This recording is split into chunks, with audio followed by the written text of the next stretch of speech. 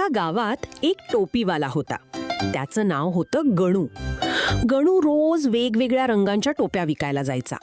लाल टोपी, पिवळी टोपी, हिरवी टोपी, अगदी सगळ्या रंगांच्या. एके दिवशी उन्हामुळे गणू दमला आणि एका मोठ्या झाडाखाली झोपला. टोपीची टोपली बाजूलाच ठेवली. पण त्या झाडावर राहत होती खोडकर माकडांची टोळी. माकडांनी हळूच खाली येऊन सगळ्या टोप्या चोरल्या आणि झाडावर जाऊन डोक्यावर घातल्या. थोड्या वेळाने गणू उठला आणि पाहतो तर काय, टोपली रिकामी. गणू वर बघतो तर सगळी माकडं टोपी घालून बसलेली. एक माकड लाल टोपीत डान्स करत होतं, दुसरं हिरव्या टोपीत चेहरा वाकडा करत होतं. गणू ओरडला, अरे माझ्या टोप्या परत द्या. माकडांनीही त्याची नक्कल केली. अरे माझ्या टोप्या परत द्या. गणूने हात वर केला, माकडांनीही हात वर केला.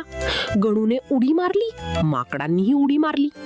मग गणूला आयडिया आली. त्याने स्वतःची टोपी काढून जमिनीवर फेकली.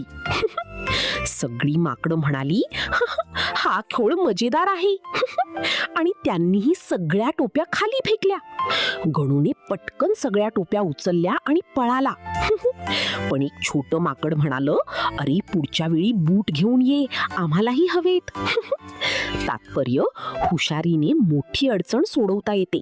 बाय बाय फ्रेंड्स, वीडियो अच्छा लगा लाइक करो, दोस्तों के साथ शेयर करो और सब्सक्राइब बटन दबाना मत भूलना. मिलते हैं नेक्स्ट फन वीडियो में.